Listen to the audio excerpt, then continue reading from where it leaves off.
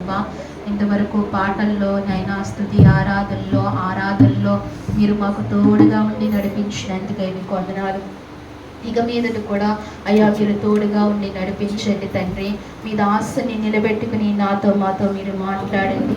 మీ స్వరము వినడానికి మేము వచ్చామయ్యా, మీరు మాతో మాట్లాడండి.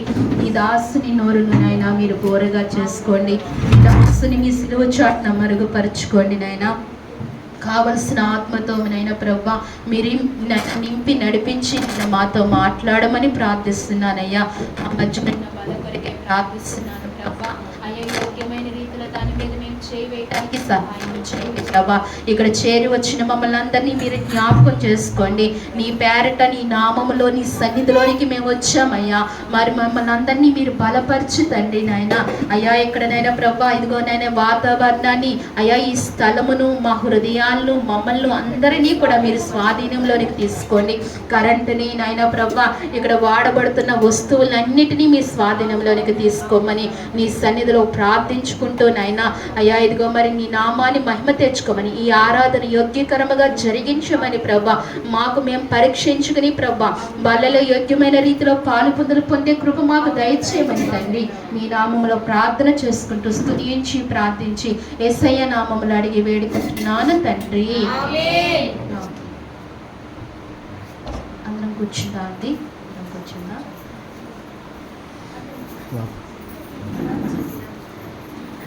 మరి సాక్ష్యంలో చివరి ఇద్దరు కానీ మన మధ్యకు దేవుని దాసులు వచ్చారు. మనం వాక్యం విందాం శ్రద్ధగా. వాక్యం ఏంటుండగా మరి ఎవరు కూడా అటు ఇటు తిరగకూడదు. పిల్లల్ని స్వాధీనంలోనికి తీసుకోవాలి. పిల్లల్ని అందరూ కూడా చాలా నిశ్శబ్దంగా దేవుని వాక్యాన్ని వినాలి. మన మధ్యకు వచ్చిన దైవజనులు పిన్నీసు చప్పుడైన పడినా ఆయన కనిపెట్టేస్తారు. పిన్నీసు చప్పుడు వినిపించినా ఆయన కనిపెడతారు. చాలా శ్రద్ధగా దేవుని పట్ల చాలా భయభక్తులతో ఉండే దైవజనులు కాబట్టి మన మధ్యకు వచ్చారు. మన మధ్యన దేవాది దేవుడు ఉన్నారు కాబట్టి అదే క్రమముతో అదే విధంగా మనం కూడా నివసించాలని దేవుని పేరట మనవి చేస్తున్నాం. అందరం కూడా శ్రద్ధగా వాక్యం మీద మరి అనేక మంది రావాలి ప్రజలు, ఎందుకో రాలేకపోయారు. మరొక తరుణం దేవుడు ఇచ్చినట్టుగా నడిపించేటట్టుగా మనం ప్రార్థన చేద్దాం. దైవజన్ని ప్రేమపూర్వకంగా ఆహ్వానిద్దామండి. సంఘ పక్షాన కుటుంబ పక్షాన ప్రేమపూర్వకంగా దైవజన్ని ఆహ్వానిద్దాం. మొట్టమొదటిగా దేవునికి మహిమ కలుగును గాక. ఎందుకంటే ఈ సంఘంలో రావడానికి ప్రభు కృప చూపించారు. నేను చాలా ఆనందించాను, చాలా సంతోషిస్తున్నాను. కారణం ఏంటంటే ఇంతకుముందు మేము ప్రత్యక్షంగా అంటే పరోక్షంగా ప్రార్థన చేస్తున్నాం. ఈరోజు ప్రత్యక్షంగా మీ మధ్యలో రావడానికి ప్రభువు కృప చూపించారు. తన దాసుని ద్వారా ఇక్కడ పంపించడం అనేది జరిగింది. చాలా సంతోషం. ముఖాముఖిగా చూస్తూ ఉన్నాం. నిజంగా ఇది చాలా ఆనందించవలసినటువంటి రోజు కూడా. రోజు ప్రార్థన చేస్తూ జ్ఞాపకం చేసుకుంటూ ఉంటాం. చాలా పర్యాయములు మోకరించినప్పుడల్లా ఈ సంఘాన్ని గుర్తుపెట్టుకుని ప్రార్థన చేస్తూ ఉంటాం. కాబట్టి కొన్ని మాటలు మనం జ్ఞాపకం చేసుకుని ముందుకు వెళదాం. ఎండ ఎక్కువగా ఉంటుంది కాబట్టి తొందరగా ముగించుకుందాం. ఎందుకంటే ఈ ఉష్ణోగ్రతకి ఏమవుతుందంటే మనలో ఉన్నటువంటి శక్తి తగ్గిపోతూ వస్తుంది. దేని ద్వారా అంటే చెమట ద్వారా మనలో ఉన్నటువంటి ఇమ్యూనిటీ తగ్గిపోతూ వస్తుంది. కాబట్టి కొద్ది నిమిషాల్లోనే తొందరగానే ముగించుకుందాం. వేసవికాలం దినాలు కాబట్టి గాలుపులు ఉష్ణోగ్రత ఎక్కువగా ఉంటుంది. ఎక్కడ చూసినా బాగా భయంకరంగా ఎండలు ఎక్కువగా ఉంటున్నట్టుగా సమాచారము. మరియు తెలంగాణ రాష్ట్రంలో కూడా బాగా ఎక్కువగా ఉంటున్నట్లుగా కూడా తెలియజేస్తూ ఉన్నారు. అక్కడికంటే ఇక్కడే మెరుగని అంటున్నారు కొన్ని చోట్ల. వాస్తవంగా చెప్పాలంటే మన పశ్చిమ గోదావరి జిల్లా చాలా మెరుగ్గానే ఉంది. ఇదే సమయంలో మనం ఆలోచన చేస్తే తెలంగాణ జిల్లాలో 45-46 డిగ్రీల దాకా ఉంది. నేను మా పాపకి మా అబ్బాయికి ఫోన్ చేస్తే వాళ్ళు ఏమన్నారంటే చాలా ఇక్కడ ఎక్కువగా ఉంటుంది. ఎందుకంటే అక్కడ ఎక్కువగా ఉండడానికి కారణం ఏంటంటే గత దినాల్లో వర్షం కురిసింది, అందుచేత అప్పుడు వేడి పెరిగిపోయింది. మనకి ఇక్కడ వర్షం పడలేదు కాబట్టి కొంచెం మెరుగ్గా ఉంది. కాబట్టి దేవుడు మంచి వాతావరణం మనకి ఇచ్చారు. మనం చేస్తున్న ప్రార్థన బట్టి ఇంకా గాల్పుల రోజుల్లోకి వెళ్ళలేదు, ఎంటర్ అవ్వలేదు. గాల్పుల రోజులకు వస్తే ఇంకా అస్సలు తట్టుకోలేము. దేవుడు ఇంకా మనకు సహాయం చేస్తూ వస్తున్నారు. మంచిదండి. దేవుని నామానికి మహిమ కలుగును గాక. కొన్ని మాటలు మనం జ్ఞాపకం చేసుకుని చక్కగా మనం ప్రభు యొక్క శరీరంలోకి వెళదాం జాగ్రత్తగా. సమయం అనుకూలంగా మనం ధ్యానించుకుంటూ ముందుకు వెళదాం. దైవించి దేవుని లేఖనాల్లో, పరిశుద్ధ లేఖనాల్లో కొన్ని 1-2 విషయాలు మనం చూసి ప్రభుని యొక్క శరీరంలోకి వెళదాం జాగ్రత్తగా. మన దగ్గర అందరి దగ్గర కూడా బైబిల్ ఉన్నాయి కదా, మీ దగ్గర అందరి దగ్గర కూడా బైబిల్ ఉన్నాయి కదా, మంచిది. ప్రతి వారి దగ్గర కూడా బైబిల్ ఉండాలి. చిన్నపిల్లల దగ్గర కూడా బైబిల్ ఉండాలి. వాళ్ళ దగ్గర కూడా సండే స్కూల్ బుక్లు ఉంటాయి, సండే స్కూల్ బైబిల్స్ ఉంటాయి. వీలైతే అవి తెప్పించుకుని కూడా వారి దగ్గర ఉంచడం అనేది మంచిది. అది చిన్నతనం ఉండి అది మనకు ఆశీర్వాదం. ఎందుకంటే మన ఇంట్లో ఏం చేస్తామంటే, మనందరికీ కూడా పిల్లలతో సైతంగా కంచాలు ఉంటాయి కదా, అందరికీ కంచాలు, చిన్నపిల్లలతో సైతంగా కంచాలు ఉంటాయి. 5 ఉన్నా, 6 ఉన్నా, 7 ఉన్నా, 8 మంది ఉన్నా అందరికీ మనిషి కూడా చెప్పిన కంచం ఉంటుంది. అదే రీతిగా పరిశుద్ధ గ్రంథం కూడా ఉండటం అనేది చాలా మంచిది.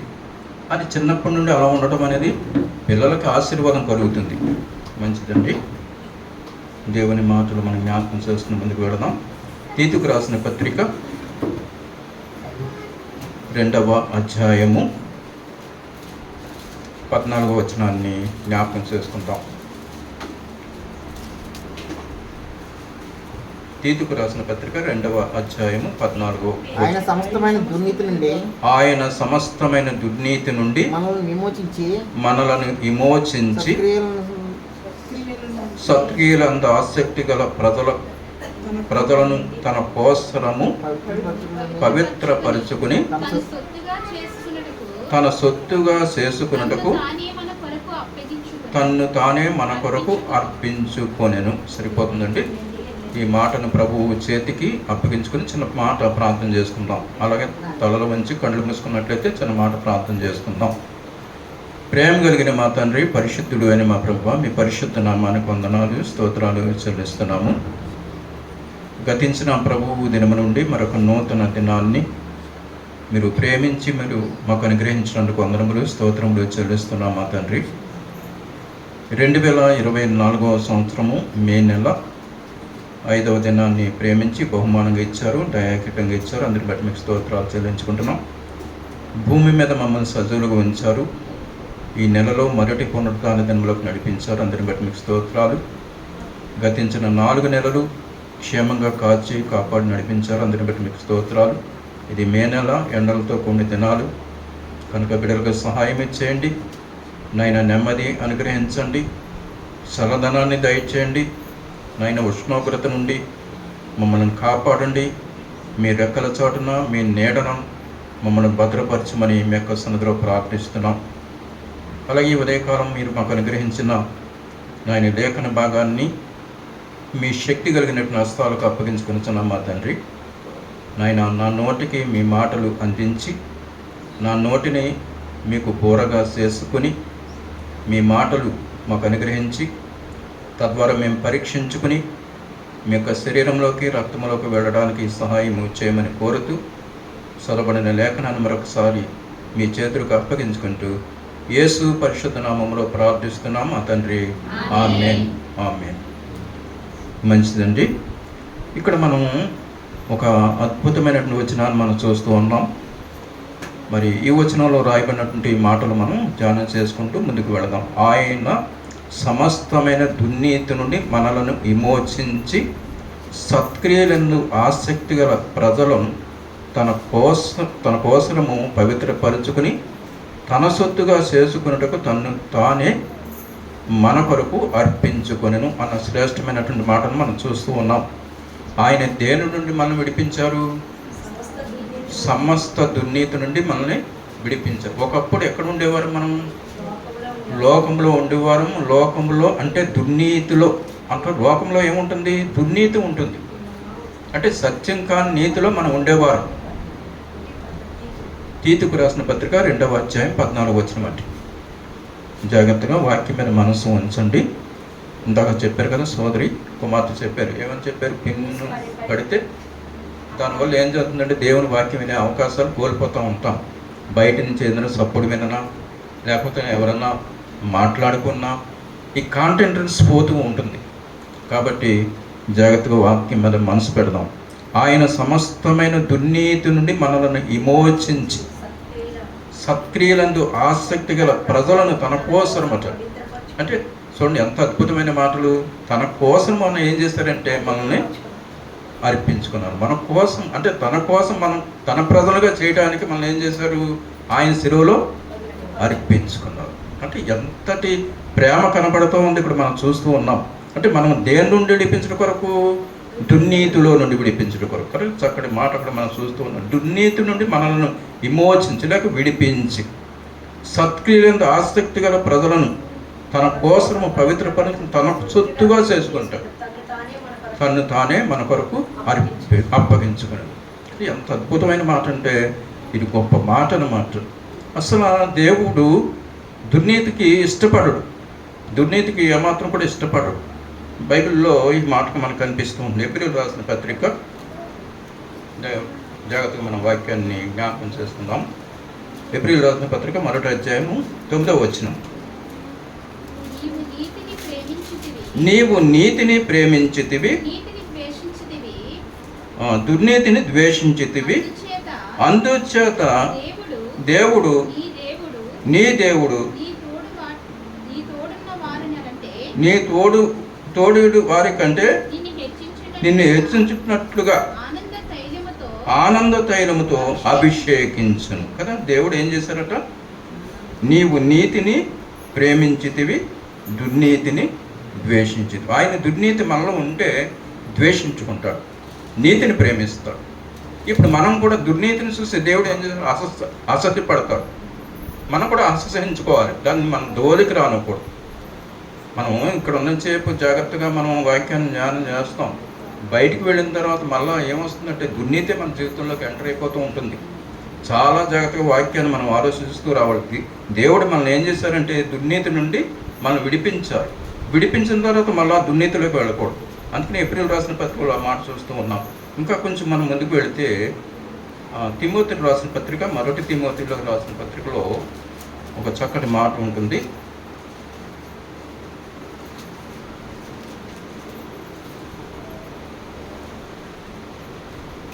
2వ తిమోతి అనుకుంటాను, చూడండి. 2వ తిమోతి రాసిన పత్రిక 2వ అధ్యాయము 19వ వచనం.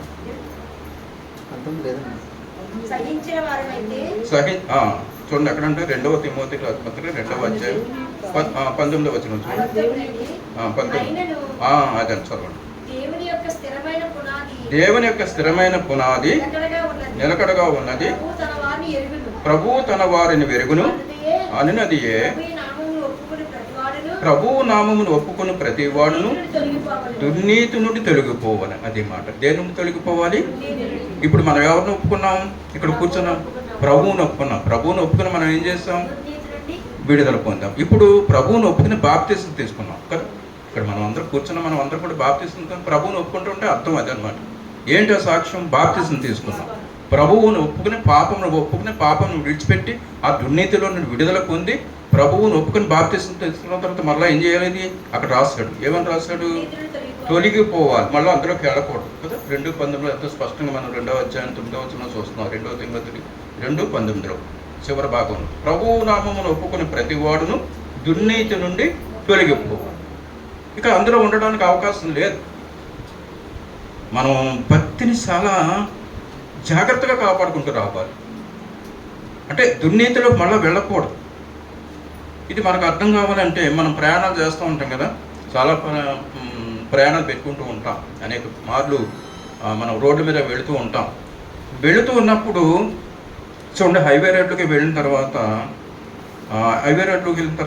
అక్కడ ఏం చూస్తామంటే డివైడర్ చూస్తాం. అంటే 2 రోడ్లకి, అంటే అటు ఒక రోడ్డు ఇటువైపు ఒక రోడ్డు మయాన్ని ఏమంటుంది? డివైడర్ ఉంటుంది. అంటే వెళ్ళేవారు ఇటు నుంచి వెళ్ళేవాడు ఇటు నుంచి వెళ్ళాలి, అటు నుంచి వచ్చేవాడు అటు నుంచి రావాలి. ఇటు నుంచి వెళ్ళేవాడు ఈ పక్క రోడ్లు వెళ్తే ఎలా ఉంటుంది? ప్రమాదం జరుగుతుంది. అలాగే మన యొక్క జీవితాల్లో కూడా దుర్నీతిలోకి మళ్ళీ ఎంటర్ అవ్వకూడదు. దుర్నీతిలో కనుక ఎంటర్ అయ్యి ప్రయాణం చేస్తే మనకు ప్రమాదం జరుగుతుంది. దేవుడు ఏం చేశాడు? మనకు డివైడర్ పెట్టాడు. ఆయన దుర్నీతికి నీతికి ఏం చేశాడు? డివైడర్ చేసాడు. మనం అంటే వేరు చేశాడు. మన ఇద్దరిని ఏం చేశాడంటే అక్కడ దుర్నీతిలో నుంచి మనం యువతల పక్క తీసుకొచ్చారు. అవతల ప్రక్కలు ఉంటే మనకు ప్రమాదం జరుగుతుందని మన యువతల పక్క వెళ్ళడానికి అంటే ప్రభు యొక్క మార్గాన్ని మనకు తెలియజేసి ఆ దుర్నీతిలోని విడిపించి రక్షించారు. ఇప్పుడు మళ్ళా దుర్నీతిలోకి వెళ్ళకూడదు. దుర్నీతిలో కనుక మనం ప్రయాణం చేస్తే మళ్ళా ఏం జరుగుద్ది? ప్రమాదం జరిగిపోవాలి. కాబట్టి అందుకని దేవుడు ఒక మాట ఇక్కడ రాశాడు, దుర్నీతి నుండి తొలగిపోవాలి. దుర్నీతి నుండి ఇష్టపడేవాడు కాదు. ఈ మాట మనం బాగా గుర్తుపెట్టుకోవాలి. కాబట్టి ఇంకా కొంచెం ముందుకు వెళ్దాం, చూద్దాం. అంటే దయవుంచి ఈ మాట మనం ఆలోచన చేద్దాం. 2వ కొరింథీయులకు రాసిన పత్రిక 6వ అధ్యాయము, 2వ కొరింథీయులకు రాసిన పత్రిక 6వ అధ్యాయము 14వ వచనం చదువుతాం చూడండి. మీరు అవిశ్వాసులతో జోడుగా ఉండకూడి, నీతికి దుర్నీతికి ఏమి సాంగత్యము, వెలుగునకు చీకటి ఏమి పొత్తు? సరిపోతుంది. క్రీస్తునకు బెయ్యాలతో ఏమి సంబంధము, అవిశ్వాస విశ్వాసకి పాలు ఎక్కడిది అని మాట్లాడుతూ ఉన్నారు. ఈ మాట పౌలు గారు మాట్లాడుతూ ఉన్నారు. ఎవరికి? కొరింథీ సంఘానికి రాస్తూ కొరింథీ ఆ ప్రజలకు లేక కొరింథీ సంఘస్థులు తెలియజేస్తూ ఉన్నారు పౌలు గారు. మీరు అంటే అవిశ్వాసులలో జోడుగా ఉండకూడదు. నీతికి దుర్నీతికి ఏమి సాంగత్యము, వెలుగునకు చీకటి ఏమి పొత్తు అని మాట్లాడుతూ ఉన్నారు. సరే, ఈ మాటలు అంటే మనం ఏం చేయాలంటే అవిశ్వాసులు జోడుగా ఉండకూడదు. చాలామంది మన అవిశ్వాసులు తారటపడుతూ ఉంటారు. ఎక్కడ? మనం చేసే మనం నివసించే ఆ ప్రదేశాల్లో లేక కుటుంబాల్లో లేక ఇరుగు పొరుగు వారు అనేక చోట్ల మనకు కనిపిస్తూ ఉంటారు. మనం ఏం చేయాలంటే అంటే అవిశ్వాసులు జోడుగా ఉండకూడదు. వాళ్ళు మనం వేరైపోవాలి. ఎందుకని? దేవుడు మనల్ని డివైడ్ చేశారు అంటే వేరు చేశారు. వేరు చేసిన తర్వాత అందరూ వెళ్ళకూడదు. ఇది దేవుడు చేసిన మొదటి విషయం. ఇక్కడ మొదటి విషయం మనం తెలుసుకున్నాం. దేవుడు మనల్ని ఏం చేశారు? దుర్నీతి నుండి వేరు చేశారు. అది గుర్తుపెట్టుకోవాలి. వేరు చేసుకున్న తర్వాత ఇంకో మాట అక్కడ ఏమని రాశాడంటే చూడండి, మళ్ళా అక్కడికి వెళ్తాం. తీతుకు రాసిన పత్రికలోనే 2వ అధ్యాయంలో చక్కటి మాట, ఇంకో మాట రాస్తుంది. 2వ అధ్యాయం 14వ వచనంలో మధ్య భాగంలో మాట ఉంది. ఆ మాట ఏమంటే సత్క్రియలు అందరూ ఆసక్తి గల ప్రజలను సత్క్రియలు చేస్తూ రావాలి. రెండో విషయం ఏంటంటే దుర్నీతిని తర్వాత మనం వేరు చేసిన తర్వాత ఎక్కడ సత్క్రియలు చేయాలి? సత్క్రియలు అంటే దేవుని యొక్క మంచి పనులు, దేవుని సన్నిధిలో మంచి పనులు చేసేవారు ఉంటారు. ఇప్పుడు దేవుడు మనం రక్షించిన తర్వాత మనం ఏం చేయాలి? ఎక్కడ చేయాలి? దేవుని మందిరంలో సత్క్రియలు చేయాలి. ఇప్పుడు మన ఇంటి దగ్గర మనం చేస్తాం సత్క్రియలు, మన ఇంటి దగ్గర చేస్తుంటాం, మనం మంచి పనులు చేస్తాం. అలా కాకుండా దేవుని యొక్క సన్నిధిలో కూడా మంచి పనులు చేసేవారుగా ఉండాలి. ఆ అనుభవం మన జీవితాల్లో ఉండాలి. రెండవదిగా ఇది గుర్తుపెట్టుకోవాలి. అలాంటి ఒక సందర్భాన్ని చూడండి. ఆ సందర్భం ఒకసారి బైబిల్లో రాయబడి ఉంది. అపోస్తలుల కార్యాలు 9వ అధ్యాయము 36వ వచనాన్ని చదువుకున్నాను చూడండి దయవించి. అపోస్తలుల కార్యాలు 9వ మరియు ఎప్పేలో తబితా అని ఒక శిష్యురాలు ఉండెను. ఆమెకు భాషాంతరమున ద్వారక అని పేరు. ఆమె సత్క్రియలను ధర్మకార్యములను బహుగా చేసి ఉండేది. సరిపోతుందండి. ఎంత అద్భుతమైన అక్కడ మాటను చూస్తూ ఉన్నాం. ఎక్కడ చేస్తుంది? దేవుని యొక్క సంఘంలో. ఆమె ఎప్పేలో కవిత అని ఒక శిష్యురాలు ఉండెను. ఆమె భాషాంతరము ద్వారక అని పేరు. ఆమె సత్క్రియలను ధర్మకార్యమును బహుగా చేసి ఉండేది. సత్క్రియలను ధర్మకార్యమును బహుగా చేసి ఉండేది. సత్క్రియలు ధర్మకార్యాలు ఏం చేస్తుందంటే ఈమె మంచి పనులు చేస్తూ ఉంది. దేవుని పిల్లలకు పరిచర్య చేస్తూ ఉంది. మళ్ళా ఆమెకు ఇంకో పేరు కూడా పెట్టబడింది, ద్వారక అని పేరు. అంటే ద్వారక అనగా లేడీ అని అర్థం. కింద పుట్టినోళ్ళు ఏముందో చూడండి. అక్కడ 2వ భాగంలో 2 వచ్చి అక్కడ పుట్టినోళ్ళు లేడీ అన్నారు. లేడీ దేనికి సాదృశ్యము? ఏమా? స్త్రీ కాదు, లేడీ పరుగుకు సాదృశ్యం. లేడీ చాలా చురుకుగా ఉంటుంది.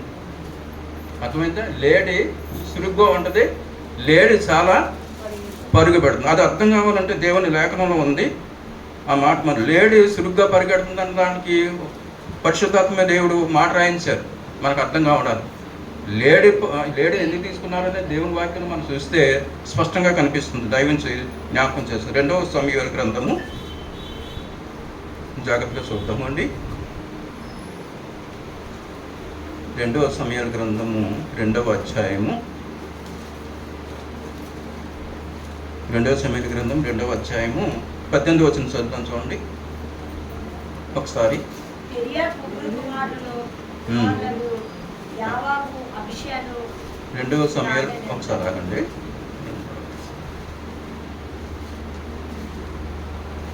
ఒక్క నిమిషం. 2 సమయాల గ్రంథం 2వ అధ్యాయం 18వ వచనం చదవండి. షెరియా ముగ్గురు కుమారులకు యావాబును, అబిషాయును, అభిషేయును, ఆషాహేలును అచ్చట నుండి. ఆషాహేలు ఆడబిల్లేడి ఎంత తేలికగా పరిగెత్తగలవాడు. సరిపోతుంది. ఆడబిల్లేడి ఎంత తేలిగ్గా పరుగు. ఇక్కడ ఏమని అర్థమైంది? లేడి పరుగుకు సాదృశ్యం కదా దేవుడు రాయించాడు ఇక్కడ ఈ మాట. అంటే ఆమె ద్వారక ఎలా పనిచేస్తుంది? ఒక లేడి లాగా, అంటే పరుగున పనిచేస్తూ ఉంది. ఎలాగా? సత్క్రియలతో, ధర్మ కార్యాలతో. కానీ ఇవి మనం చేసేవారం ఉండాలి. ఎక్కడ? జీవం కలిగిన దేవుని సంఘములో లేక దేవుని మందిరంలో. ఇది గుర్తుపెట్టుకోవాలి. సత్క్రియలు, బహుధర్మ కార్యములు ఈ చేసేవారంగా ఉండాలి. అక్కడ ఏమన్నాడు? సత్క్రియలు అన్నాడు. ఎక్కడ? 2:14 ఇందాక మనం చదువుకున్నాం. తీతుకు రాసిన 2:14 మన సత్క్రియలు ఆసక్తి ప్రజలుగా చేయడానికి దేవుడు ఏం చేశాడు? మన కొరకు తన ప్రాణాన్ని అర్పించుకున్నాడు. అది గుర్తుపెట్టుకోవాలి. మనం దేవుని సంఘంలో సత్క్రియలు చేసేవారంగా ఉండాలి. కేవలం దుర్నీతి నుండి విడిపించబడిన తర్వాత మన పనులు చూసుకోవడం కాదు, దేవుని పనులు కూడా చక్కగా దేవుని పిల్లలకు పరిచయం చేసేటువంటి ఆధిక్యత మనం ఎరిగి ఉండాలి. కాబట్టి అది కూడా మనం గుర్తుపెట్టుకున్నాం. ఇంకా ఆ 2వ విషయంలోనూ ఇంకొక మాట కూడా ఉంది అక్కడ. చూద్దామా? ఆ 2:14 మళ్ళా తీతుకు రాస్తుంటుందో ఆ 3 భాగాలు అక్కడ రాస్తున్నాయి. జాగ్రత్తగా మనం చూద్దాము. చూడండి 2:14 తీతు చూడండి. అక్కడ ఏమని రాస్తుందంటే పవిత్రపరచు, సొత్తుగా చేసుకుంటాం అంట. దేవుని సొత్తుగా చేసుకుంటాం. దేవుని సొత్తుగా మళ్ళీ అక్కడ ఏం చేశాడు? దేవునిగా సొత్తుగా చేసుకోవడానికి మళ్ళీ ఇంకో అద్భుతమైన కార్యాన్ని కూడా దేవుడు చేశాడు. చూడండి, ఇన్ని కార్యాలు దేవుడు మన జీవితాల్లో జరిగిస్తున్నందుకు ఆయన ఏం చేయవలసి వచ్చిందంటే తన్ను తాను అర్పించుకోవలసి వచ్చింది. అయితే గలతీయులు రాసిన పత్రికలో కూడా ఒక మాట ఉంటుంది. గలతీయులు రాసిన పత్రిక 1వ అధ్యాయము 4వ వచనం చదువుతాను. చూడండి. మన తండ్రి అయిన దేవుని చిత్త ప్రకారము క్రీస్తు మనలను ప్రస్తుతపు దుష్టకాలములో నుండి విమోచించవలనని మన పాపముల నిమిత్తము తన్ను తాను అప్పగించుకొనెను. దేవునికి యుగములకు మహిమ కలుగునగాక ఆమేన్ అని ఇక్కడ పౌలు గారు కూడా తెలియజేస్తూ ఉన్నారు. దేని నుంచి అంటే ఇక్కడ కూడా మనం చూస్తూ ఉన్నాం. మన తండ్రి అయిన దేవుని చిత్త ప్రకారము క్రీస్తు మనలను ప్రస్తుతపు దుష్టకాలంలో నుండి విమోచింపవలనని మన పాపముల నిమిత్తము తన్ను తాను అప్పగించుకొని. ఇక్కడ కూడా మళ్ళీ ఏం చేశారట? దుష్టకాలము నుండి విడిపించడం కొరకు ఆయన అర్పించుకొని. ఇలా దేవుని లేఖనాల్లో మనం విడిపించడం కొరకు ఆయన శిలువలో అర్పించుకోవలసి వచ్చింది. ఇది బాగా గుర్తుపెట్టుకోవాలి. దేని నుండి విడిపించడం కొరకు? దుష్టం. ఆయన అంత శ్రమ పడటానికి కారణం ఏంటి? మనం దుర్నీతిలో ఉన్నటువంటి వారు. ఆ దుర్నీతిలో మళ్ళీ ఏ పరిస్థితుల్లోకి వెళ్ళకూడదు. ఆయన అంత శ్రమ పొందారు కాబట్టి మనం ఏం చేయాలి? ఇంకా ఆ దుర్నీతిలోకి ఏ పరిస్థితుల్లోనూ వెళ్ళకూడదు. చాలా పర్యాయం మనం ఏం చేస్తామంటే మన ఇళ్లలో లేక మన పక్కవారు ఏమేమో చెప్తూ ఉంటారు కదా. కొన్ని ఆచారాలు కూడా చెప్తూ ఉంటారు. ఇంటికి సంబంధించినటువంటి పనులు కానీ, ఇంటికి సంబంధించిన కార్యాలు జరిగేటప్పుడు కానీ అది చేయకూడదు, ఇది చేయకూడదు, లేకపోతే ఇలాంటి చిన్నపిల్లలు పుట్టినప్పుడు ఇలా చేయండి అని కూడా కొన్ని సూచనలు చెప్తూ ఉంటారు. అవి మనం చేసేవారు ఉండకూడదు. దేవుని సన్నిధికి వచ్చి చక్కగా మన దేవుని సన్నిధిలో మోకరించి ప్రార్థన చేస్తే ఏది ఆటంకం ఉండదు. ఎందుకని? ఆ దుర్నీతిలో ఒకప్పుడు ఆ నీతిలో ఉండేవాడు. ఏ నీతిలో? ఆ దుర్నీతులు అంటే ఆ లోక సంబంధమైన మర్యాదలు, ఆ కార్యాల్లో ఉండేవాడు. ఇప్పుడు దేవుడు మనం విడిపించారు కాబట్టి మళ్ళా దాంట్లోకి వెళ్ళడానికి ఎటువంటి అవకాశం లేదు. కాబట్టి ఇంకొక మాట కూడా రాసి ఉంటుంది. ఎపిసోడ్ రాసిన పత్రికలో అక్కడ మాట ఉంటుంది. దయవించి ఈ మాట మనం జ్ఞాపకం చేసుకుని ముందుకు వెళదాం. చక్కటి మాటలు రాస్తున్నాయి ఎపిసోడ్ రాసిన పత్రికలో. చూద్దాం జాగ్రత్తగా. 5వ అధ్యాయము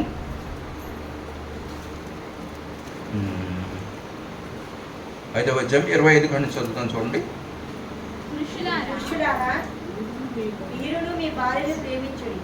మీరును మీ భార్యను ప్రేమించుడి, అటువలే క్రీస్తు కూడా సంఘమును ప్రేమించి కళంకమైనను, అది కళంకమైనను ముడత అయినను అట్టిది మరి ఏదైనను లేక, అట్టిది మరి ఏదైనా లేక పరిశుద్ధమైనది గాను, పరిశుద్ధమైనది గాను నిర్దోషమైనది గాను, నిర్దోషమైనది గాను మహిమగల సంఘము గాను, మహిమగల సంఘము గాను ఆయన తన ఎదుట దాన్ని నిలవబెట్టుకొనవలెనని, ఆయన తన ఎదుట నిలువు పెట్టుకునే వలనని వాక్యముతో ఉదక స్నానము చేత వాక్యము చేత ఉదక స్నానము చేత దాన్ని పవిత్రపరిచి, దానిని పవిత్రపరిచి పరిశుద్ధపరచుటకై, పరిశుద్ధపరచుటకై దాని కొరకు తన్ను తాను అప్పగించుకొని, తన్ను తాను అప్పగించుకొనెను అని ఇక్కడ కూడా మనం చూస్తాం. తన్ను తాను అప్పగించుకొను. దేని కొరకు? వాక్యముతో ఉదక స్నానము చేత దానిని పవిత్రపరిచి పరిశుద్ధపరచుటకై. దేని నుండి పరిశుద్ధపరచుటకై? అది అపవిత్రమైన దాని నుండి పరిశుద్ధపరచు, అంటే దుర్నీతిలో నుండి పరిశుద్ధపరచుటకై ఆయన మన కొరకు అప్పగించుకున్నారట. పైన ఒక్కొక్క మాట కూడా ఉంది. ఎలా ఉంటే ఏమని రాశారట అక్కడ? పరిశుద్ధమైనది గాను, నిర్దోషమైనది గాను, మహిమగల సంఘము గాను. పరిశుద్ధమైనది గాను, నిర్దోషమైనది గాను, మహిమగల సంఘము గాను ఆయన తన ఎదుట దానిని నిలువబెట్టుకొనవలెనని వాక్యముతో ఉదక స్నానము చేత దానిని పవిత్రపరిచింది. వాక్యముతో అంటే ఇది దినాల్లో మనకి ఏమి ఇచ్చారు? ఆయన వాక్యం ఇచ్చారు. ఈ వాక్యము ద్వారా ఆ మురికిలో నుండి లేక ఆ దుర్నీతిలో నుండి మనం విడిపించారు. దేవుని వాక్యం ఇంత అద్భుత కార్యం చేసింది. ఆయన సిలువ ఇలాంటి కార్యం చేసింది. కాబట్టి మనం చూస్తున్నాం, అక్కడ కూడా తను తాను అప్పగించుకొనెను అనే మాట మనం స్పష్టంగా దేవుని లేఖనంలో కనబడతా ఉంది. చాలా అద్భుతమైన మాటలు. ఈ మాటలు చాలా జాగ్రత్తగా మనం ఆలోచించాలి ఈ ఉదయకాలం, లేక ఈ మధ్యాహ్న కాల సమయంలో. ఇంకా ఎఫ్సి 2లో కూడా మనం చూస్తాం కదా, అక్కడ కూడా అప్పగించుకొనెను మాట కనిపిస్తుంది. ఎఫ్సి 5:2 రెండవ అధ్యాయము 2వ వచనం చదువుతాం చూడండి. ఎఫ్సి 2:2 మీరు వాటిని చేయొచ్చు వాయుమండలమైన 5వ అధ్యాయం ఉండండి ఒకసారి 5వ అధ్యాయము 2వ వచనం అంటే దయచేసి క్షమించండి. 5:2 క్రీస్తు మిమ్మల్ని ప్రేమించి పరిమళ వాసనగా ఉండుటకు మన కొరకు తను తాను దేవునికి అర్పణగాను బలిగాను అర్పించుకొనెను. అలాగనే మీరును ప్రేమ కలిగి నడుచుకునేది. ఇక్కడ ఏం చేశారంట? దేవుడు మనల్ని అప్పగించుకుని కింద చూస్తున్నాం. క్రీస్తు మనల్ని ప్రేమించి పరిమళ వాసనగా, అంటే మురికిలో ఏముంది? ఇందాక దుర్నీతిలో ఏముంది? మురికి వాసన. గమనించాలి ఈ మాటల యొక్క తాత్పర్యాన్ని. ఈ ఉదయకాలం మురికిలో ఏముంటుంది? లేక దుర్నీతిలో ఏముంటుంది?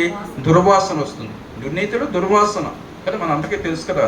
ఇప్పుడు ఎక్కడైనా డ్రైనేజ్ దగ్గరికి వెళ్ళి నుంచుంటే ఎలా ఉంటుంది? భీమవరం మురికాల దగ్గరికి వెళ్ళి నుంచోగలమా? ఎంత మురికి వాసన. లేక మన ఇళ్ళ దగ్గర డ్రైనేజీలు ఉంటాయి కదా, నిల్చోగలమండి. మురికి వాసన. ఇప్పుడు ఆ మురికిలో నుండి ఏం చేశారంటే మనల్ని పరిమళ వాసన ఉండడానికి ఏం చేశారు? మన కొరకు తను తాను అర్పించుకున్నారు. ఇక ఆ మురికిలో ఉండడానికి అవకాశం లేదు. చాలా జాగ్రత్తగా విషయాలు ఆలోచన చేస్తూ రావాలి.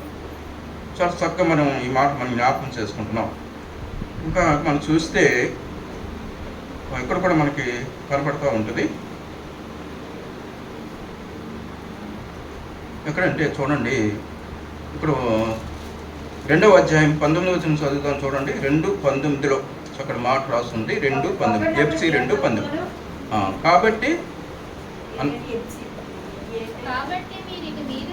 కాబట్టి మీరు ఇక మీదట పరజనులను పరదేశంలో ఉండక పరిశుద్ధులతో యాక పట్టణస్థులను దేవుని ఇంటి వారినై ఉన్నారు. సరిపోతుంది. ఎంత అద్భుతమైనటువంటి వచనాలండి ఈ వచనాలు. అసలు ఎలాంటి స్థితిలోంచి ఎక్కడ తీసుకొచ్చారు? ఇందులో ఎంత సంతోషం కనపడుతుంది చూడండి. 2:19 ఎఫ్సి 2:19 బాగా చూడండి మీరు. కాబట్టి మీరు ఇక మీదట పరజనులను పరదేశంలో ఉండక. సరే, ఎంత అంటే ఈ మాటల్లో ఒక లోతుని మనం చూడాలి. కాబట్టి మీరు ఇక మీదట పరజనులు పరదేశంలో ఉండక పరిశుద్ధులతో యాక పట్టణస్థులను దేవుని ఇంటి వారినే ఉన్నారు. దేవుని ఇంటి వారుగా చేశారు మనం. దేవుని ఇంటి వారు అంటే దేవుని సన్నిధిలో ఉండడానికి. ఒకప్పుడు లోకంలో ఉండేవారు. దేవుడు మనల్ని ప్రేమించి పరిమళ వాసనగా చేసి దేవుని మందిరంలో కూర్చొని పెట్టి ఎక్కడి నుంచి? దుర్నీతిలో నుండి విడిపించి. ఎంత అద్భుతమైన కార్యాలు అనుకున్నారు. ఈ జాగ్రత్తగా మనం ఆలోచన చేస్తే ఇందులో చాలా సంతోషం కనపడతా ఉంది కదండి. కాబట్టి మీరిక మీదట పరజనులను పరదేశంలో ఉండక పరిశుద్ధులనై పరిశుద్ధులతో యాక పట్టణస్తులను దేవుని ఇంటి వారినై ఉన్నారు. సో అలా మనం దేవుని సందులో ఒక గొప్ప ఆధిక్యమైనటువంటి విషయాన్ని ఇక్కడ తెలియజేస్తూ ఉన్నారు. దేవునితో మనకు సంతోషం, దేవునితో ఆనందం దేవుడు మనకు అనుగ్రహించారు. శాశ్వతమైన ఆనందాన్ని ఇచ్చారు. అది అశాశ్వతమైనది కాదు. దేవుడు మనకి ఎప్పుడు కూడా హృదయంలో ఏమి ఇచ్చారంటే ఆయన జ్ఞాపకం చేసుకున్నప్పుడల్లా హృదయంలో గొప్ప సంతోషం కలుగుతుంది. మీరు ఏది జ్ఞాపకం చేసుకుంటే హృదయంలో సంతోషం కలుగుతుంది. దేవుని యొక్క సన్నిధిని, దేవుని యొక్క మాట మనం జ్ఞాపకం చేసుకుంటే హృదయంలో గొప్ప సంతోషం కలుగుతుంది. ఇక్కడ ఉన్న సంతోషం ఎక్కడ మనకి లభ్యం కాదు. ఇంకో మూడో విషయాన్ని జ్ఞాపకం చేసుకుందాం. ఆ మూడో విషయం ఏంటంటే ఇందాక మనం చదువుకున్నాం కూడా, మనం బాగా అర్థం కావాలంటే మొదటి పేతురు రాసిన పత్రిక, అక్కడ మనకు అర్థం అవుతుంది. మూడో విషయాన్ని జ్ఞాపకం చేసుకున్నాం. మొదటి పేతురు రాసిన పత్రిక చివరిలో ఉంటుంది. యాకోబు ప్రవక్త 2వ అధ్యాయం 9వ వచనం కాడ చదువుతాం చూడండి. అయితే మీరు చీకటిలో నుండి ఆశ్చర్యకరమైన తన వెలుగులోనికి మిమ్మల్ని పిలిచిన వాని గుణాతిశయములను ప్రచురం చేయి నిమిత్తమును ఏర్పరచబడిన వంశమును రాజులైన యాజక సమూహమును పరిశుద్ధ జనమును దేవుని సొత్తైన ప్రజలున్నాయి ఉన్నారు. ఎన్ని ఆశీర్వాదాలు కూడా ఉన్నాయి చూసారు, ఎన్ని ఆశీర్వాదాలు ఉన్నాయి చూసారు. ఇక్కడ అసలు ఎన్ని మాటలు ఉన్నాయి కనిపిస్తున్నాయి. మొదటి పేతురు 2:9. అయితే మీరు చీకటిలో నుండి ఆశ్చర్యకరమైన వెలుగులోనికి మిమ్మల్ని పిలిచిన. ఒకప్పుడు మనం ఎక్కడ ఉండేవారు? చీకటిలో ఉన్న. ఇప్పుడు ఎక్కడ తీసుకొచ్చారు? వెలుగులేసి. మిమ్మల్ని పిలిచిన గుణాతిశయములు ప్రచురం మనం చేయి నిమిత్తం. ప్రచురం చేస్తున్నాం. మరి దేవుని వాక్యాన్ని ప్రచురం చేస్తున్నాము. ప్రచురం చేయటం అంటే ఇతరులకు తెలియచేయటం. ప్రచురం చేయి నిమిత్తము కదా. ప్రచురం చేయ నిమిత్తం మన ఇళ్ళ దగ్గర ఒక సాక్ష్యాన్ని మనం కాపాడలేదు. యేసు ప్రభువు నమ్ముకున్న కుటుంబము అని ఇతరులు మన గురించి చెప్పుకోవాలి. అదే ప్రచురం. వీరు యేసు ప్రభువుని నమ్ముకున్న వారు, యేసు ప్రభువుని నమ్ముకున్న కుటుంబము, లేక ప్రభువుని విశ్వసించిన పిల్లలు, లేక దేవుని పిల్లలు అని సాక్ష్యం రావాలి. ప్రచురం చేయ నిమిత్తము ఏర్పరచబడిన వంశము. ఏర్పరచబడటం అంటే ఆయన చేత రాజులైన యాజక సమూహము, పరిశుద్ధ జనమును దేవుని సొత్తైన ప్రజలనై ఉన్నారు. ఇప్పుడు దేవుడు మనల్ని ఏం చేశారు? తన ప్రజలుగా చేసుకున్నాడు, తన సొత్తుగా చేసుకున్నాడు. ఎన్ని ఆశీర్వాదాలు కదా ఇవన్నీ. ఇప్పుడు మనం ఆ దుర్నీతిలోకి వెళ్ళటానికి అవకాశం లేదు. చాలా జాగ్రత్తగా విషయాలు ఆలోచించాలి. దుర్నీతిలో ఉంటే ఆయన ఇష్టపడడు. దేవుని వాక్యంలో రాస్తుంది, దుర్నీతిని చూసి సంతోషించేవాడు కాదు. దుర్నీతిలో ఉంటే ఏ పరిస్థితుల్లో ఆయనకు ఆనందం కలగదు. కనుక ఆ మాట కూడా మనం చూద్దాం. చూడండి, యెహెజ్కేలు గ్రంథము 18వ అధ్యాయంలో మనకు కనిపిస్తుంది. యెహెజ్కేలు గ్రంథము 18వ అధ్యాయము, యెహెజ్కేలు గ్రంథం 18వ అధ్యాయము 23వ వచనం చదువుతాను చూడండి. దయవించి జాగ్రత్తగా. దుష్టులు మరణము నొందుట చేత నాకు ఎంత మాత్రము సంతోషం కలుగునా వారు తమ ప్రవర్తన దిద్దుకుని బ్రతుకుటయే నాకు సంతోషం. ఇటువంటి సరిపోతుందమ్మా. ఇదే ప్రభువు యెహోవా వాక్. ఎంత అద్భుతమైన మాట. దుష్టులు మరణం నొందుట నాకు ఎంత మాత్రము సంతోషం కలుగునా వారు తమ ప్రవర్తన దిద్దుకుని బ్రతుకుటయే నాకు సంతోషం. వారు తమ ప్రవర్తన దిద్దుకుని. కానీ మనం దిద్దుకున్నాం. ఎవరి ద్వారా? ప్రభువైన యేసుక్రీస్తు ద్వారా. ఆయన వాక్య ద్వారా మనం ఏం చేస్తాం? దిద్దుకున్నాం, ఒప్పుకున్నాం, బాప్తిజం తీసుకున్నాం. ఇప్పుడు ఎవరికి సంతోషము? దేవునికి సంతోషం. ఇక్కడ ఆ మాట రాస్తుంది. ఇక్కడ దిద్దుకుని బ్రతుకుటయే నాకు సంతోషం. ఎక్కడ బ్రతుకుట? దేవుని సన్నిధిలో. ఇప్పుడు ఏం జరుగుతుంది? దేవునికి సంతోషాన్ని కలిగిస్తున్నాం అన్నమాట. ఇది గుర్తుపెట్టుకోవాలి. మనం దుష్టత్వంలో ఉండిపోకూడదు. మళ్ళా వాటి జోలికి వెళ్ళకూడదు.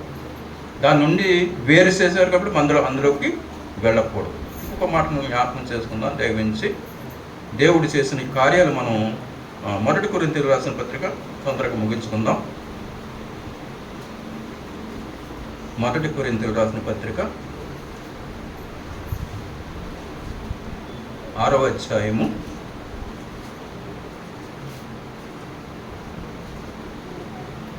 19-20 వచనాలు చదువుకుందాం. మొదటి కొరింథీ 6:19-20. మీ దేహము దేవుని వల్ల మీకు అనుగ్రహించబడి మీ దేహము దేవుని వలన మీకు అనుగ్రహించబడి మీలో ఉన్న పరిశుద్ధాత్మ ఆలయమై ఉన్నారని మీరు ఎరుగరా? మీ దేహము దేవుని వలన మీకు అనుగ్రహింపబడి మీలో ఉన్న పరిశుద్ధాత్మక ఆలయమైనదని మీరు ఎరుగరా? మీరు మీ సొత్తు కాదు, మీరు మీ సొత్తు కారు, విలువ పెట్టి కొనబడిన వారు. విలువ పెట్టి కొనబడిన వారు గనుక మీ దేహముతో దేవుని మహిమపరచుడి. మీ దేహముతో దేవుని మహిమ, విలువ పెట్టి కొనబడిన వారు కనుక మీ దేహంతో దేవుని మహిమపరచుడు. మీరు మీ సొత్తు కాదు అంటే దేవుడు ఏం చేశారు? దేవుడు తన రక్తం అనే విలువను పెట్టి మనం కొనుక్కున్నారు. ఇందాక మన దేవుని సొత్తు అయిన ప్రజలను చూసాం కదా, 2:19, 1 Peter 2:19. ఇక్కడ మనం చూస్తూ ఉన్నాం దేవుని సొత్తుగా మనం చేసుకున్నాం. ఇక్కడ దేవుడు మనం సొత్తుగా చేసుకున్నప్పుడు ఇంక మనం దేవుని ఇతరులకి మనం సొత్తు అయిపోకూడదు, దేనికి మనం బానిసలు అయిపోకూడదు. దేవుడు మనల్ని ఏం చేసినాడు? కొనుక్కున్నాడు. ఆయన దేవుడు మనల్ని తన రక్తం ఇచ్చి కొనుక్కున్నాడు. కొనుక్కుని ఏం చేశాడు? తన సొత్తుగా చేసుకున్నాడు. చూడండి, ఇప్పుడు మనకి ఉంటాయి కదా గ్రామీణ ప్రాంతాల్లో ఆవులు గేదెలు ఉంటాయి కదా, ఆవులు గేదెలు ఉంటాయి. ఇప్పుడు ఆవులు గేదెలు మనం కొనుక్కున్న తర్వాత ఒక ఆవును కొనుక్కున్నా లేక ఒక గేదెను కొనుక్కున్నాం అనుకోండి, ఏదో కొన్ని వేల రూపాయలు పెట్టి అది పాలు మనకి ఇస్తుంటే అది ఏం చేస్తాం? మనం కొనుక్కున్నట్టు దాని పాలు మనం తీసుకుంటాం. ఇలా కొన్ని సంగతులు జరుగుతూ ఉంటాయి. కొంతమంది ఆవులు కొనుక్కుంటారు, గేదెలు కొనుక్కుంటారు, కొంతమంది కోళ్ళు కొనుక్కుంటారు. పూర్వకాలం ఇప్పుడు అక్కడక్కడ కోళ్ళు కొనుక్కొని పెంచుతూ ఉన్నారు. పూర్వకాలం ఆ కోళ్ళు కొని పెంచుకునేటటువంటి ఆ సమయంలో కోడి కొనుక్కుని పెంచుతున్న ఆ సమయంలో ఇది ఏం చేసేది? గుడ్డెళ్ళి పక్కోళ్ళ దాంట్లో పెట్టొచ్చేది. అర్థమైందే?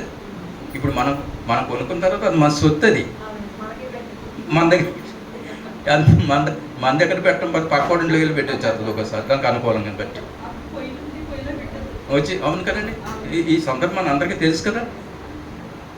మనం కొనుక్కున్నారు, అది మనసు. అలాగే యేసు ప్రభు వారు మనల్ని ఏం చేశారు? తన రక్తాన్ని ఇచ్చి మనం కొనుక్కున్నారు, ఆయన సొత్తుగా చేసుకున్నారు. ఇక మనం దేనికి బానిసలు అవ్వకూడదు. ఇప్పుడు మన దేహంతో ఆయన మహింపరిచేవారు, ఆయన దేవుని సొత్తు అనమాట. ఇది 3వ విషయంగా మనం జ్ఞాపకం చేసుకుంటాం. చాలా జాగ్రత్తగా మన విషయాలు ఆలోచన చేస్తూ రావాలి. ఎలా పడితే అలాగా గుడ్డి భక్తి చేయకూడదు. భక్తి చేస్తున్నామంటే ఏ భక్తి ఉండాలి? అది దైవ భక్తి, అంటే న్యాయంతో కొన్ని భక్తి. చూడండి, న్యాయం అంటే నాణ్యమైన భక్తి. ఇంకో మాటలో చెప్పుకోండి, నాణ్యమైన భక్తి. భయభక్తులకి నాణ్యమైన భక్తి చేసేవారు ఉండాలి. మనం అన్నింటికి నాణ్యం చూస్తాం కదా. ఇప్పుడు కూరగాయల షాప్కి వెళ్తాం, ఉదాహరణకు వంకాయలు తీసుకుందాం. వేసవకాలం, ఇప్పుడు వేసవకాలంలో వంకాయలు సరిగా ఉండవు. ఒక్కొక్కసారి మొదటి తోట కాయలు అనుకోండి, అవి పుచ్చులు ఎక్కువ ఉంటాయి. కాబట్టి మనం నాణ్యం చేసి తీసుకుంటాం, ఏది పడితే ఇది తీసుకోం. అలాగని మనం దేవుని విషయం కాడికి వచ్చేసరికి నాణ్యమైన భక్తి చేసే వరం ఉండాలి. ఏ భక్తి పడితే ఆ భక్తి మనం చేయకూడదు. దేవుడు మనల్ని ఏం చేశాడు? రక్తం అని ఇందాక మనం చూసుకున్న తాను మన కొరకు అప్పగించుకొనెను. ఏ వచనంలో చూసినా మాట కనిపిస్తూ వచ్చింది కదా, ఏ వచనం ఎక్కడ చూసినా మాట కనిపిస్తూ వచ్చింది. ఇప్పుడు ఆయన రక్తం ఇచ్చి మనం కొనుక్కున్నాడు కాబట్టి, ఆయన సొత్తుగా చేసుకున్నాడు కాబట్టి మనకు దేవుడికి సొత్తుగా ఉండకూడదు, దేనికి బానిసలు అవ్వకూడదు. ఆ మాట మనం చూసుకుని మనం ప్రభు యొక్క శరీరంలోకి వెళదాం. దైవించి ప్రకటన గ్రంథంలో ఒక మాట ఉంటుంది, చక్క యోహాను గారు రాస్తారు. ప్రకటన గ్రంథము 5వ అధ్యాయము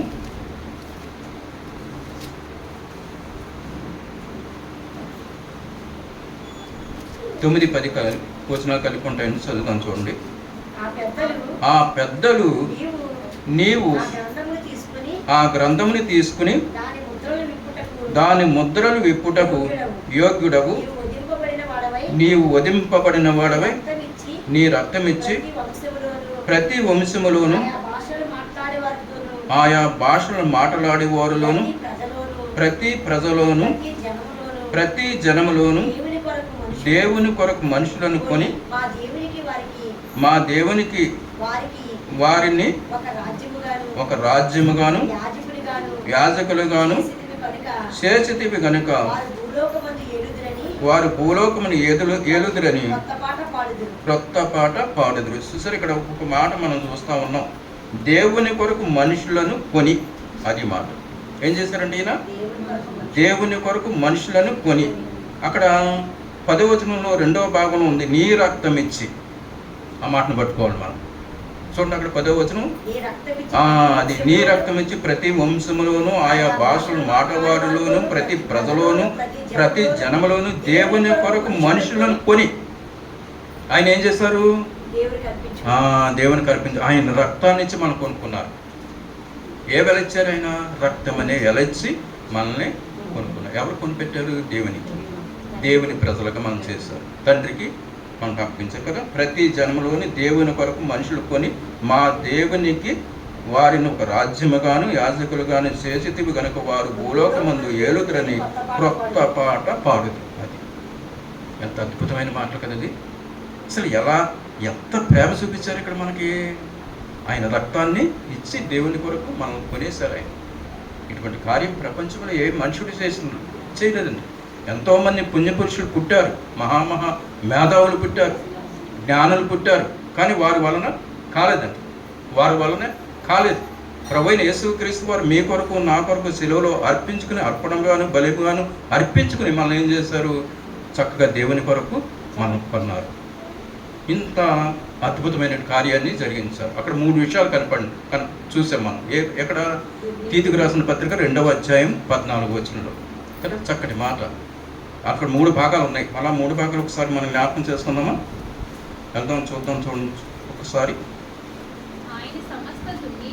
ఆయన సమస్తమైన దుర్నీతి నుండి మనలను విమోచించి సత్క్రియలందు ప్రజలను తన కోసము పవిత్రపరచుకుని తన సొత్తుగా చేసుకుంటకు తాను మన కొరకు అర్పించుకొని లేక అర్పణంగా అర్పించుకొని. కానీ ఇక్కడ మనం చూస్తూ ఉన్నాం 3 విషయాలు అక్కడ ఉన్నాయి. ఒకటి ఏం చేశారంటే దుర్నీతిని నడిపించారు. 2 ఏమో సత్క్రియలు ఆసక్తి గల ప్రజలుగా చేశారు. 3 తన సొత్తుగా చేసుకున్నారు. ఈ కార్యాలు మన జీవితంలో జరుగుతూ రావాలి. కానీ దేవుడు చేసినట్టు కార్యాలు ఇక్కడ మనం జ్ఞాపకం ఈ వచనంలో ఉన్నట్టు ఈ భాగాలన్నీ కూడా ఇంతవరకు ధ్యానం చేస్తూ వచ్చాక ఇక్కడ మనం ఏం చేయాలి? ఇప్పుడు ఇక దుర్నీతిలోకి వెళ్ళకూడదు. ఒకవేళ దుర్నీతిలో ఉంటే ప్రభు యొక్క శరీరంలోకి రా. అర్థమవుతుందా? ఇందులో రాయబడిన భాగం. ఒకవేళ మనం దుర్నీతిలో ఉన్నట్టయితే ప్రభు శరీరంలోకి యోగ్యం కాదు తీసుకోవడానికి. ఇప్పుడు దుర్నీతి నుండి దేవుడు మనం విమోచించి రక్షించారు కాబట్టి అది మనం ఒప్పుకొని మనం హృదయపూర్వకంగా జరగాలి. అంటే ఒక ఆదివారం నుండి మరొక ఆదివారం నాటికి ఎక్కడ కూడా తప్పిపోకూడదు.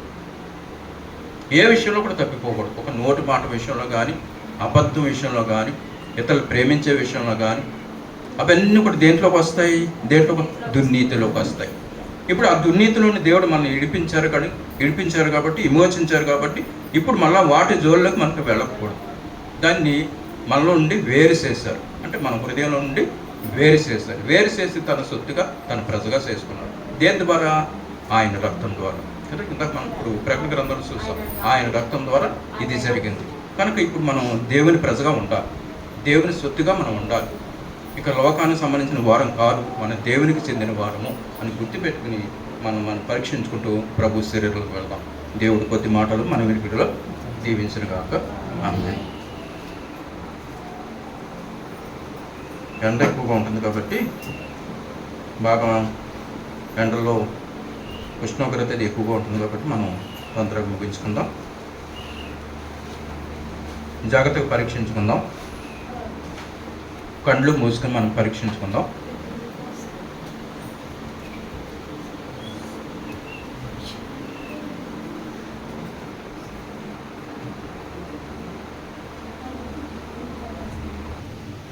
నా పూర్ణ హృదయముతో స్తుతించి గణపరచెదను, నా నిండు మనస్సుతో నిత్యము కొనియాడెదను. నా పూర్ణ హృదయముతో స్తుతించి గణపరచెదను, నా నిండు మనస్సుతో నిత్యము కొనియాడెదను. సంపూర్ణుడా నీకే స్తోత్రమయ్యా, పరిపూర్ణుడా నీకే స్తోత్రమయ్యా, సంపూర్ణుడా నీకే స్తోత్రమయ్యా. పరిపూర్ణుడా నీకే స్తోత్రమయ్యా, నా పూర్ణ హృదయముతో స్తుతించి గణపరచెదను నా నిండు మనస్సుతో. నిరంతరం నీ సన్నిధిలో నీ పాడుటకు గొప్ప స్వరముతో నన్ను నింపితివయ్యా. నిరంతరము నీ సన్నిధిలో నీ పాడుటకు గొప్ప స్వరముతో నన్ను నింపితివయ్యా. తంబూర సితారాలతో నిన్ను ఆరాధించెదను, తంబూర సితారాలతో నిన్ను ఆరాధించెదను. నా రాగమా స్తోత్రమయ్యా, నా రాగ గీతమా స్తోత్రమయ్యా, నా కంఠస్వరమా స్తోత్రమయ్యా. నా పూర్ణ హృదయముతో స్తుతించి గణపరచెదను నా నిండు మనస్సుతో నిత్యము కొనియాడెదను. ఆమేన్. ప్రార్థన చేస్తే మనకి ఎంతో ఆశీర్వాదం జరుగుతుంది, ఎంతో మేలు జరుగుతుంది. ఇది మీకు ప్రత్యేకంగా ఆహ్వానాన్ని తెలియజేస్తున్నాం. ఎప్పుడైనా ఏ టైంలో అయినా హైదరాబాద్ వస్తే రండి తప్పనిసరిగా. మంచిది. రెండవది మరి మన పిల్లలు సారథి గారు మేనా మరి చక్కగా నడిపిస్తున్నారు. మరి మీరు ఈ సంఘాన్ని బాగా ప్రేమించి మందిర స్థలం కోరుకుంటూ బాగా ప్రార్థన చేయండి. మేమైతే అన్నిదినం ప్రార్థన చేస్తూ వస్తున్నాం. ఇక్కడ స్థలం మీకు దొరకాలని, దేవుడు అనుగ్రహించాలని ప్రార్థిస్తూ వస్తున్నాం. కాబట్టి మీరు కూడా బలంగా ప్రార్థన చేయండి. దేవుడు తప్పనిసరిగా మనకు స్థలం ఇస్తారు. దేవుడికి మహిమ కలుగుతుంది. ఆ కార్యం తొందరలోనే జరిగిస్తారు. దేవుడు ఏదైనా మనం అడిగినప్పుడు ఆయన ఇవ్వలేని వాడిగా లేడు. మనం విశ్వాసంతో అడిగితే దేవుడు తప్పనిసరిగా చేస్తారు. కనుక మనం బలంగా ప్రార్థన చేద్దాం. మంచిది. దేవుడి మాటలు దీవించిన కాక. దేవుడి నామానికి మహిమ కలుగును గాక. ఇంతవరకు చక్కటి వర్తమానం వింటూ వచ్చాం కదండి. ఈ వర్తమానం విన్నాము. దుర్నీతి నుండి తప్పించబడి ఈ దుష్ట కాలంలో నుండి మనల్ని విడిపించిన దేవాది దేవునికి ఎంతగానో కృతజ్ఞులమై విన్నాము. ఆయన ప్రశస్తమైన రక్తము, ఆయన పరిశుద్ధ రక్తము చేత మన దుర్నీతి నుండి విడిపించబడ్డాము. ఆయన ఎంత గొప్ప కార్యము చేస్తూ వచ్చారు. ఇంతవరకు దేవుని దాసుని సిలువ చోట మరుగుపరుచుకుని ఆయన నోట దేవుని వాక్యం ఉంచి మనతో, నాతో, మీతో అందరితో కూడా దేవుడు ఇంతవరకు మాట్లాడుతూ వచ్చారు. చిన్న బిడ్డలందరూ కూడా చాలా సహకరించారు. ఈ విషయంలో దేవునికే మహిమ కలుగును గాక.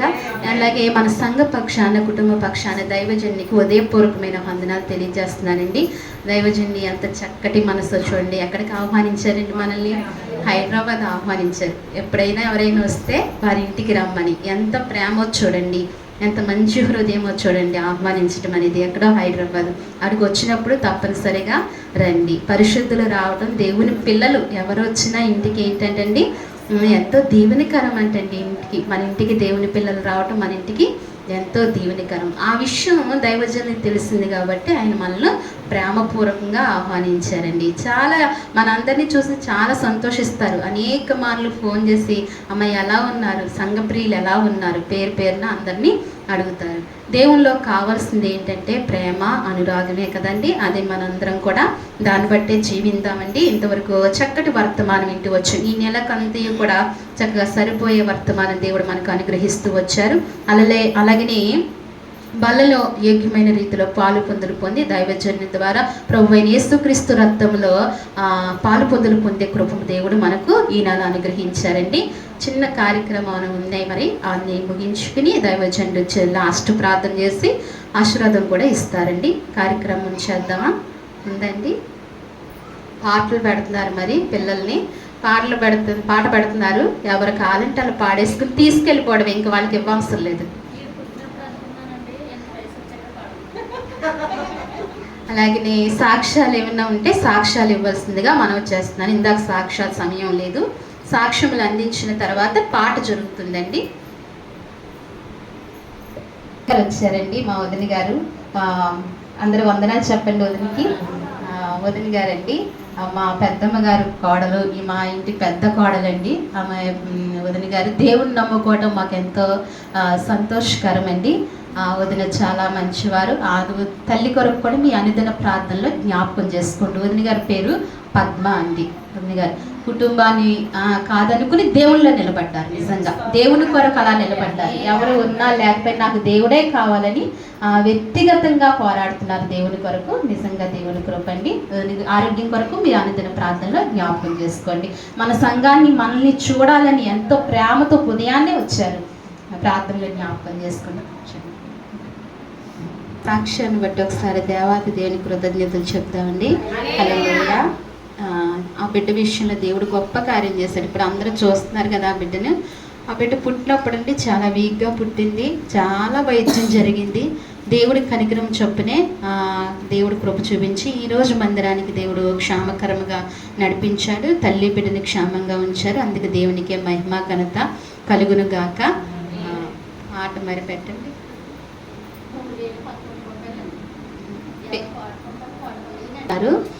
పుట్టినప్పుడు అనుకున్నారంట, ఇంచుమించు దైవజనులు ఉన్నప్పుడు, అంటే జగరే పాస్టర్ గారు ఉన్నప్పుడు పాట పెట్టాలని అనుకున్నారు. అయితే ఇప్పుడు మరి పాట పెడుతున్నారండి. బాబు పేరు నందు.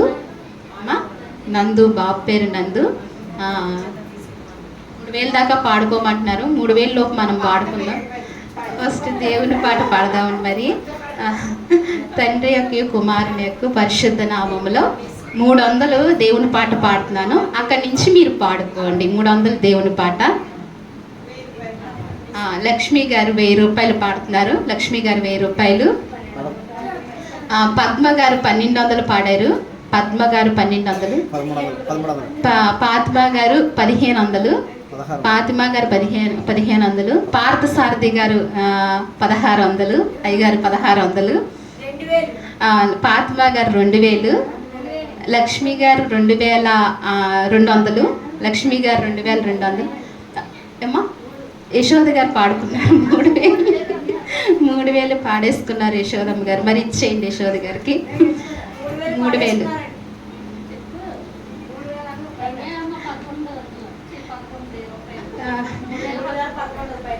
రమ్య 3011 రూపాయలకి పాడుకుంది ఒకటోసారి, మూడోసారి 3011 రూపాయలకి. నందు నువ్వు పాట అయిపోయావు, వెళ్ళిపోవాలి అలా కూడా.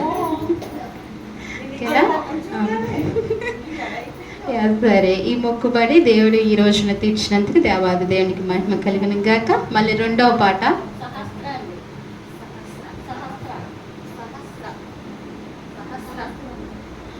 పాప పేరు సహస్ర. సహస్ర పాట పాడదామండి.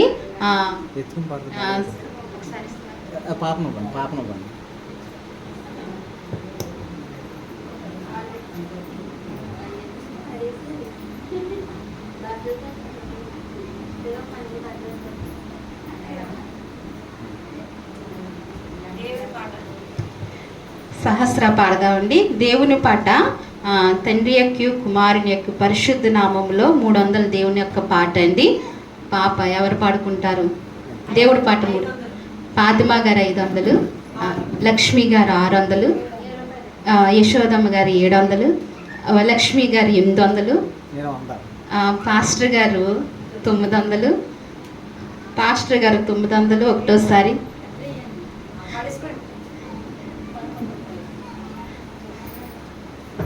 గంగ గారు 1000 రూపాయలు. లావణ్య 1011. పాప పాడుకుని తండ్రి పాడుకుంది. దేవుని నామానికి మహిమ కలుగును గాక.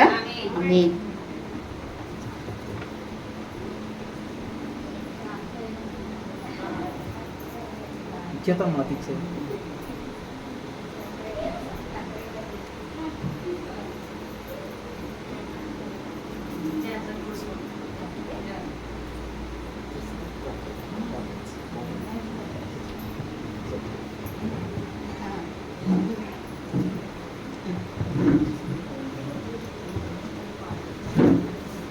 దేవునికి మహిమ కలుగును గాక. ఈ 2 కార్యక్రమాలు దేవుని సన్నిధిలో సాన్నిధ్యంలో జరగటానికి దేవుడు కృప చూపించాడు. ఇలాగా ఈ చిన్న సహవాసంలో, ఒక్క నిమిషం, ఈ చిన్న సహవాసంలో ఎన్నో కార్యక్రమాలు దేవుడు పరిశుద్ధాత్మ దేవుడు జరిపించుకుంటున్నాడు. అనేకమైన పుట్టినరోజులే కాదు, అనేకమైన కార్యక్రమాలు వేయటమే కాదు, ప్రార్థనలే కొడుకులే కాదు, పేరు పెట్టడమే కాదు, అనేకమైనవి ఈ చిన్న సహవాసం ద్వారా దేవుడు అనేకమైన కార్యాలు జరుపుకుంటూ అమ్మ దయించి ఒకసారి ఆయన నామానికి మహిమ కలుగును గాక. ఈ విషయాలు చివరి ప్రార్థన చేసుకున్నాం. దైవజనుడి పిలిచి అమ్మ సాక్ష్యం చెప్తారా? Okay okay. అందరూ కళ్ళు మూసుకున్నట్లయితే ప్రార్థన చేసుకుందాం.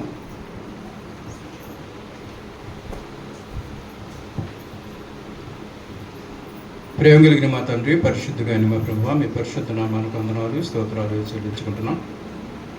మా మధ్యన మీరు జరిగించిన ప్రతి కార్యాన్ని బట్టి మీ నామాన్ని మహింపరుస్తూ ఘనపరుస్తూ ఉన్నాం మా తండ్రి.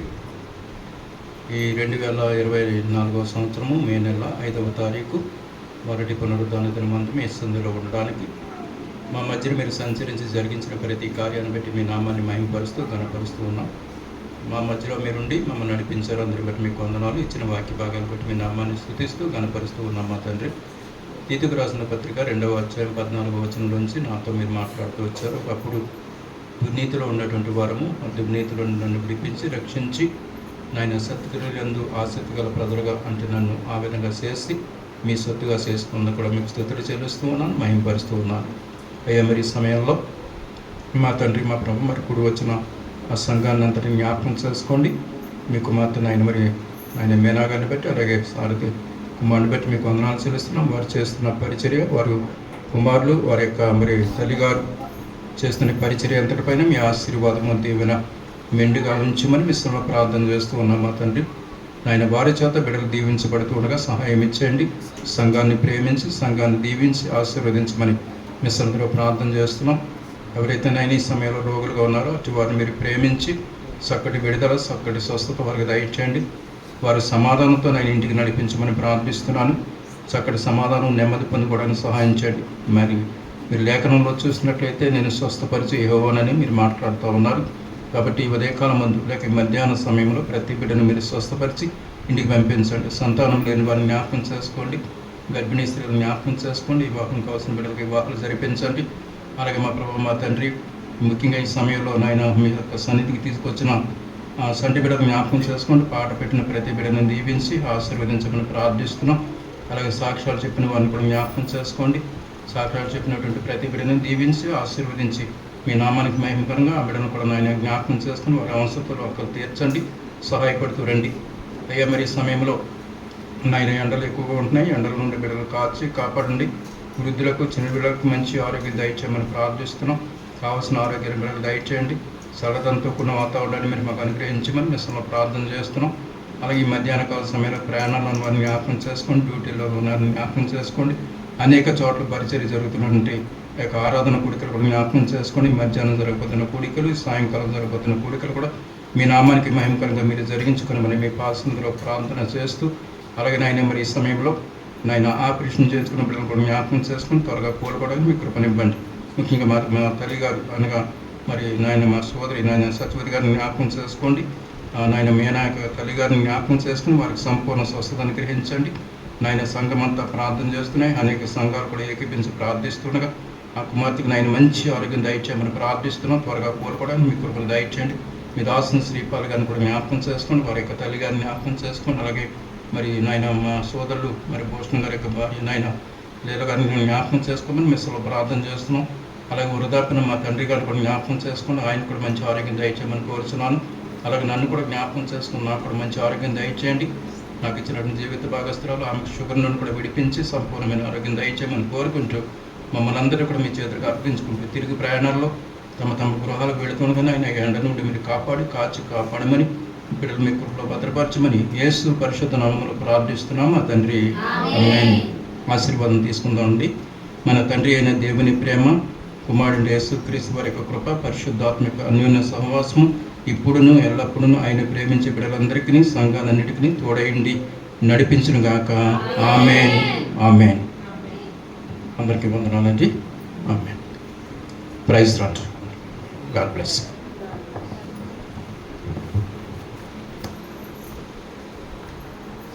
అందరికీ వందనాలండి. అందరికీ కూడా వందనాలు. ఈరోజు గీతోదిన పుట్టినరోజు అండి. వదిన అయితే లేరు, ప్రభు రాజ్యంలో చేరుకున్నారు. ఒకసారి జ్ఞాపకం చేసుకుందాం అని అనుకున్నా. గీతోదిన పుట్టినరోజు నీతిమంతులు జ్ఞాపకం చేసుకుంటాం, ఆశీర్వదకరం కదా. వారి కుటుంబం కొరకు మీరు ప్రార్థనలో జ్ఞాపకం చేసుకోండి. ఈరోజు గీతోదిన జ్ఞాపకం చేసుకున్నాం. అలాగే ఈరోజు కిట్ట బాబయ్య బుజ్జిపిల్లి పెళ్లి రోజు అండి. వారి కొరకు కూడా మీ అనేదైన ప్రార్థనలో జ్ఞాపకం చేసుకోండి. మా కిట్ట బాబయ్య, చిన్న బాబయ్య వాళ్ళ పెళ్లి రోజు జ్ఞాపకం. ఈరోజు పుట్టినరోజు జరుపుకుంటున్న పెళ్లి రోజు జరుపుకున్న బిడ్డలందరినీ కూడా జ్ఞాపకం చేసుకోవాల్సిందిగా మనం చేస్తున్నాం. ఇంతటితో ముగిస్తున్నాం అండి. అలాగే అంకుల్ గురించి, అయ్యగారు పాస్టర్ గారి గురించి ప్రార్థన చేయండి. మోహన్ రావు అంకుల్ గురించి ఆరోగ్యం కొరకు, వారి సతీమణి గారు లక్ష్మి గారి కొరకు ప్రార్థనలో జ్ఞాపకం చేసుకోవాల్సిందిగా మనవి చేస్తున్నానండి. ప్రార్థనలో జ్ఞాపకం చేసుకోండి. రమ్య బలహీనతంగా ఉంది, మంచి ఆరోగ్యం కొరకు ప్రార్థనలో జ్ఞాపకం చేసుకోండి.